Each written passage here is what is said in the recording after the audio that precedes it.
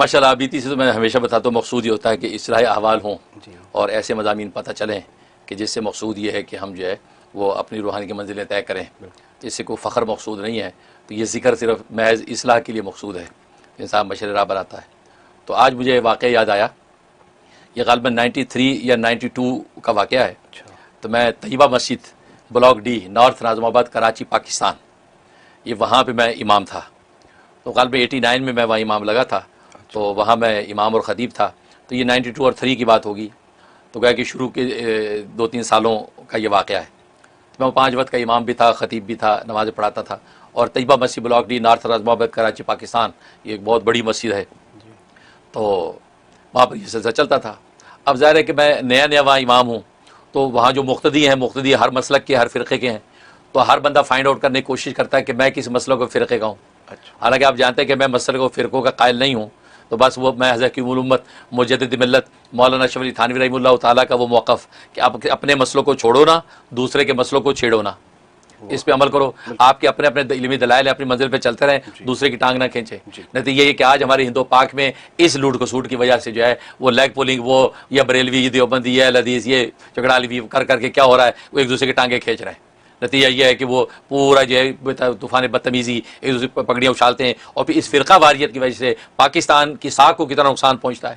تمام ترقیاتی منصوبے علمی اور روحانی اور مادی سارے کے سارے سبوتاژ ہوتے ہیں. ایک دوسرے کے ساتھ انسان عداوتیں پیدا کرتا ہے، کینہ بغض سے دل گندے ہوتے ہیں. تو میں ان چیزوں کا قائل نہیں ہوں. میں اپنے صاف دل کے ساتھ اپنی منزل پہ چلتا ہوں اور یہ کہتا ہوں یار جس فرقے، جس مسلک کے یا اللہ جو اہل حق علماء ہیں، یا اللہ ان کی حفاظت فرما، ان کے فیضان کو عام فرما. یہ تو جمعوں میں دعائیں کرتا ہوں. تو خیر اب میں جو ہے وہ امام تھا. اب لوگ آ کے سوال کرتے تھے، تو وہ جماعت اسلامی کے بہت سے لوگ، بڑے اہم لوگ وہاں پہ جو ہے وہ نماز پڑھا کرتے تھے اس مسجد میں. تو بڑے معروف نام ان میں، تو وہ وہاں نماز پڑھا کرتے تھے، اور لوگ بھی تھے. تو یہ اس طرح کے سوال مختلف کرتے رہتے تھے مجھے. میں حکمت محبت سے سب کو جواب دیتا تھا، اور ماشاء بڑا کامیاب، گویا کہ میرا کیریئر وہیں سے میرا کیریئر بنا. تو گویا کہ وہ بڑا میری زندگی کے اہم دن ہے سیکھنے سکھانے کے. تو ایک دن مغرب کی نماز سے میں فارغ ہوا، تو مجھے جو ہے ایک شخص عشاء کی نماز سے فارغ ہوا، تو ایک صاحب مجھے ملے. السلام علیکم. کہاں ملے کہ میں اپنے گھر آ گیا. میں گھر جب آ گیا تو پیچھے سے بیل بجائی کسی نے. جب بیل بجائی تو میں نے اوپر سے دیکھا تو اپنے ٹیرس سے تو نیچے کو صاحب کھڑے ہیں.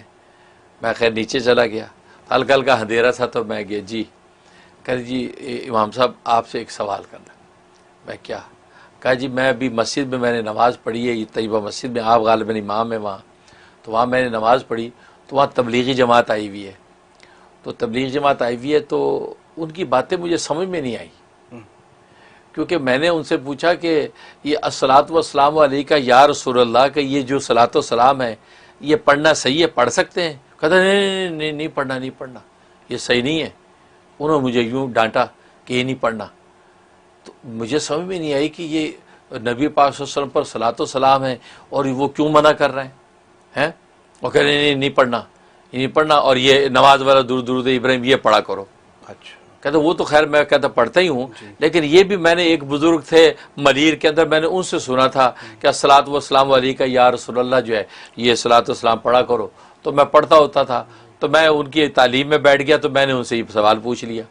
یہ بات اس نے کہی. تو مجھے جب انہوں نے یہ جواب دیا تو مجھے بڑی پریشانی ہوئی کہ یار یہ کیا کہہ رہے ہیں. اور میں اپنا کہتا ہے تعارف یہ کراتا ہوں کہ میں وہ شپ ہوتا ہے نا، شپ کے اندر جو ہے نا وہ میں کیپٹن ہوں. وہ جو شپ چلاتے ہیں میں کیپٹن ہوں شپ کے اندر. تو آج کل چھٹیوں پہ آئے ہوں کیونکہ ہمیں 4-5 مہینے کی چھٹی ملا کرتی ہے. تو میں چھٹیوں پہ آئے ہوئے میں یہیں پیچھے گلی میں رہتا ہوں. میں کہا اچھا. کہتے یہ سوال ہے میرا، تو آپ کیا کہتے ہیں؟ اچھا میرا تو مزاج یہ تھا کہ میں محبت سے اور حکمت سے علمیت سے جواب دینے کی کوشش کرتا ہوں تاکہ جو ہے کسی کا دل ٹوٹے نہ، دل خراب نہ ہو، لیکن منزل بھی مل جائے. بالکل. تو میں نے کہا اصل میں بات یہ ہے کہ یہ آپ نے جو صلاۃ والسلام کا پوچھا نا، الصلاۃ والسلام علیکہ یا رسول اللہ. اچھا مجھے یہ بات تو پتہ تھی کہ یہ صلاۃ والسلام بھی کنٹروورشل بنایا ہوا ہے کہ بریلوی مکتبہ فکر کے لوگ تو ہر جگہ پڑھتے ہیں، اور دیوبندی مکتبہ فکر کے لوگ منع کرتے ہیں کہ نہیں پڑھے، جیسے تبلیغ جماعت والوں منع کر دیا. اب میں خود جو ہے علماء دیوبند کا جو ہے وہ شاگرد ہوں اور دیوبندی مسلک کا آدمی ہوں. اب جو ہے میں اس کو، لیکن صلاۃ والسلام کا معاملہ ہے اور نزاکت اس میں بہت ہے. اس کے اندر کسی سے کوئی بے ادبی کیا، اس کا تصور بھی آپ کے ایمان کو لے اڑے گا. اللہ اللہ. تو میں نے اسے کہا کہ یار، میں نے کہا اصل میں بات یہ ہے کہ انہوں نے جو تمہیں کہہ دیا نا کہ نہیں نہیں یہ پڑھنا، وہ اصل میں کسی ان کا مقصد یہ نہیں خدا نہ خواستہ وہ صلاۃ والسلام کا انکار کر رہے ہیں. اصل میں بات یہ کہ یہ صلاۃ والسلام جو ہے نا، الصلاۃ والسلام علیکہ یا رسول اللہ کا، یہ صلاۃ والسلام اتنے اونچے درجے کا ہے، اتنے اونچے مقام کا صلاۃ والسلام ہے کہ یہ روزہ اقدس پر جا کر ہی پڑھا جاتا ہے. اللہ اکبر. اس کا مقام بہت اونچا ہے، لہذا بہت اونچے مقام پر ہی پڑھا جاتا ہے.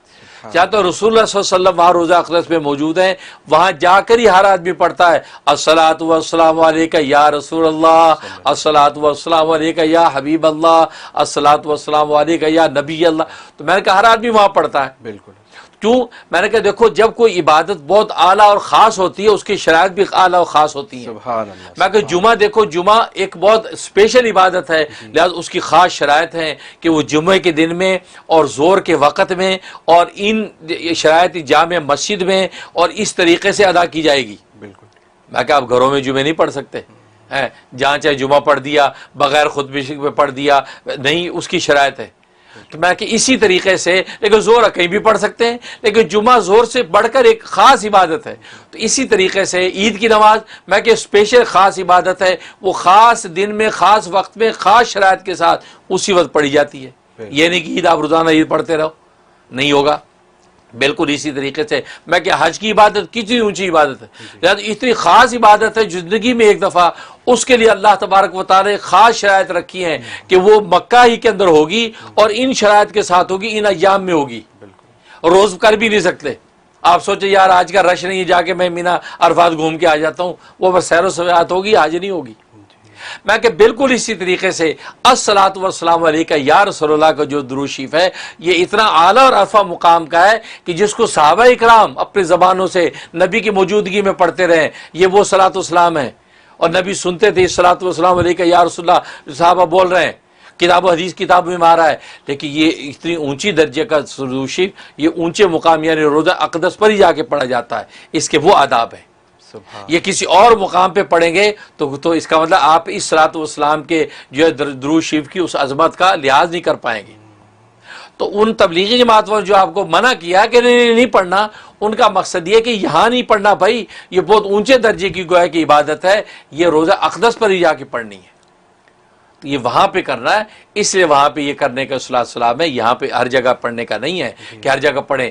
اور وجہ یہ پھر میں کہ اس کے اندر کنٹروورسی شروع ہوتی ہے دوسری کہ جو وہ مسالک کے اندر پیدا ہوتی ہے، میں کہ اس کے اندر میں نہیں جاتا. لیکن بس میں تمہیں یہ بتا رہا ہوں کہ الصلاۃ والسلام علیکہ یا رسول اللہ اونچے درجے کا درود شریف ہے، وہ بہت اونچا مقام جو روزہ اقدس کا ہے وہاں پہ پڑھا جاتا ہے. بہت زبردست. اچھا، وہ اتنا خوش ہوا، کہتا ہے جزاک اللہ، ماشاءاللہ آپ نے دل خوش کر دیا کہ جب میں صلاۃ والسلام کی اتنی عظمت ہے کہ یہ اس مقام ہی کے لیے خاص ہے. ماشاءاللہ، اللہ آپ کو جزائے خیر دے. اور میں خام کو ان کے بارے میں جماعت کے لوگ، میں کہ وہ بیچارے عام لوگ ہیں جو دین سیکھنے نکلے ہیں، انہوں نے جو سنا تھا کہہ دیا، اس کے حقائق آپ کو نہیں سمجھا سکے، کوئی بات نہیں. یہ انہوں نے سلام کیا اور سلام کر کے چلا گیا. وہ چلا گیا. اب عشاء کے بعد کا مطلب میں پھر گھر آیا اور اس کے بعد میں لیٹ گیا. میں جب سو گیا تو رات کو رسول اللہ صلی اللہ علیہ وسلم کی زیارت ہو گئی. اچھا، اللہ اکبر. رسول اللہ صلی اللہ علیہ وسلم تشریف لے اکبر. اور آپ صلی اللہ علیہ وسلم میرے اس جواب کی تائید فرمائی جی. اور مجھے گلے لگا کہ مجھے اتنا چوما مجھے یاد نہیں ہے کہ میرے ادھر چوم رہے ہیں، ادھر چوم رہے ہیں، ماتھا چوم رہے ہیں، گالے چوم رہے ہیں، بار بار چوم رہے ہیں، سر چوم رہے ہیں. اتنا آپ بوسہ فرما رہے ہیں کہ مجھے وہ اس کو لطف و لذت یاد آتی ہے تو میں اور رونگٹے کھڑے ہو جاتے. سبحان اس قدر پیار کر رہے ہیں مجھے. اور میں آپ کے بدن کی خوشبو یوں لے رہا ہوں جیسے اپنی ماں باپ کے سینے سے لگتا ہوں، تو اس وقت مجھے وہ خوشبو میں لیتا. اور یہاں تو نبی پاک صلی اللہ علیہ وسلم کی ذات عالی ہے، یہاں سراپا خوشبو.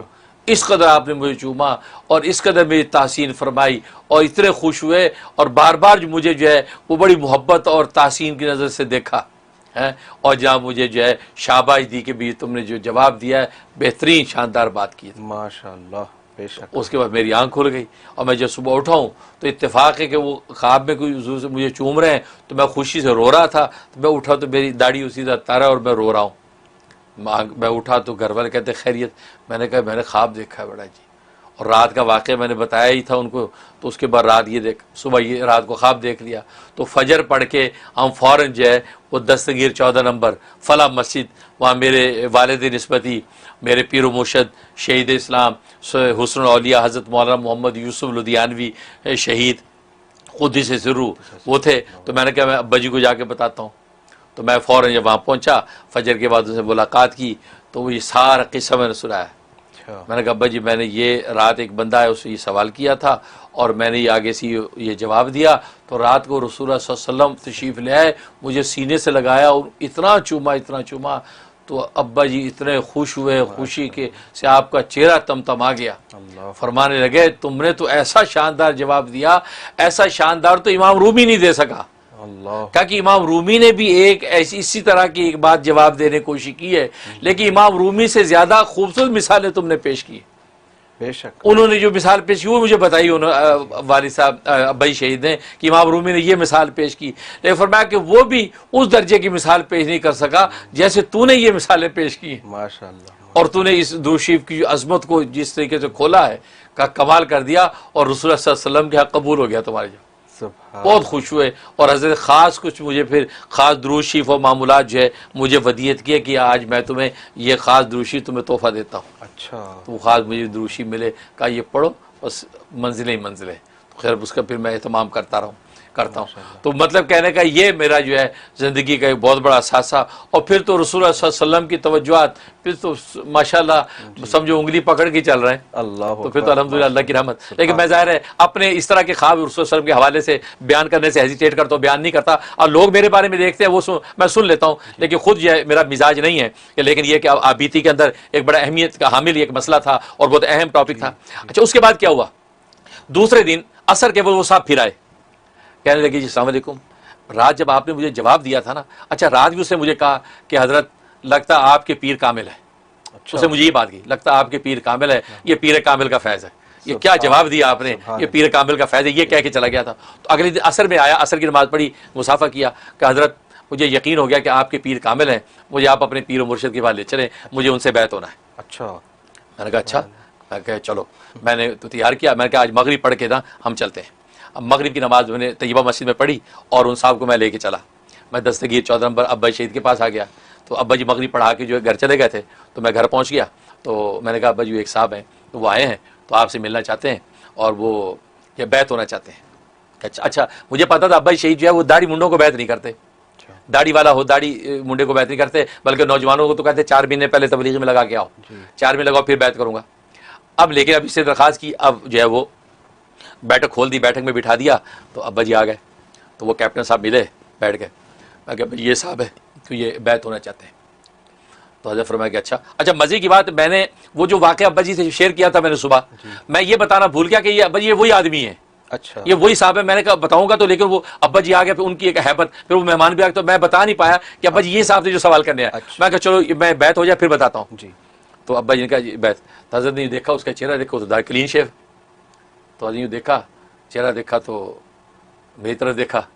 تو میں نے کہا ابا جی یہ بیعت ہونے کی بڑی خواہش مند ہے, تو بیعت کر لیں انشاءاللہ جو ہے یہ داڑھی رکھ لیں گے. مجھے پتا تھا کہ حضرت یہ کیوں دیکھ رہے ہیں مجھے. تو حضرت ان کو دیکھا, ہاں میاں داڑھی رکھنے کا عہد کرتے ہو, تو مولانا منیر سفارش کر رہے ہیں پھر میں تمہیں بیعت کرتا ہوں.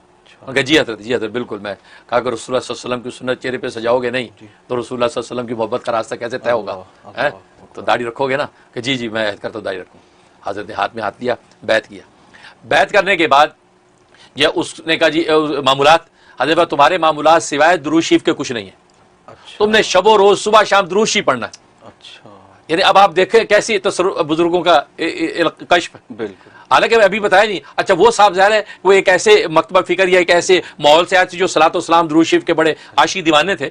تو حضرت نے بھی اتفاق سے یہ کہا کہ آپ نے ہر وقت درود شریف پڑھنا ہے. سبحان اللہ. حالانکہ جانتے بیک گراؤنڈ کچھ نہیں ہے, کچھ بھی نہیں, کچھ بھی پتہ نہیں ہے. حضرت یہ بات کہی تو وہ بڑے حیران ہوئے کیپٹن صاحب کہ جی حضرت. اور کیا حضرت فرمایا کہ خالی وقت میں ہر وقت درود شریف پڑھنا ہے اور تمہیں ہر 15 دن میں مجھے آ کے رپورٹ دینی ہے.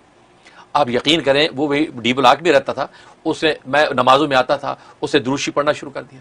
اسے 3 دن کے بعد مجھے کہا کہ حضرت مفتی صاحب میں جو ہے نماز روزے فرائض کے علاوہ ہر وقت درود شریف پڑھتا ہوں, اور درود شریف پڑھتے پڑھتے اتنی لذت اب تو محسوس ہونے لگی ہے کہ کسی وقت بھی درود شریف چھوڑنے کو دل نہیں کرتا.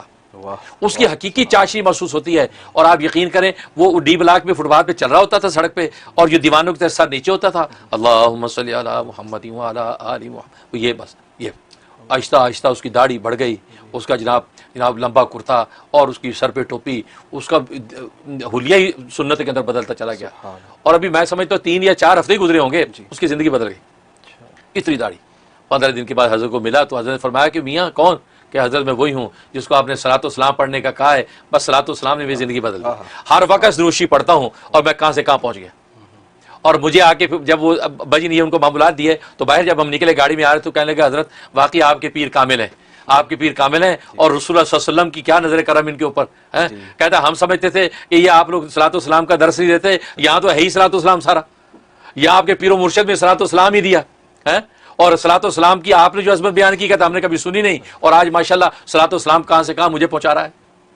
اور وہ ماشاءاللہ آج بھی ماشاءاللہ اسے پھر اپنے بچوں کے لیے مجھ سے دعائیں کرائیں, ان کے بچوں کو بھی اللہ نے ساری منزلیں طے کرا دی, اور آج زبردست زندگیاں گزار رہے ہیں, اور وہ فنا پھر رسول ہو گئے.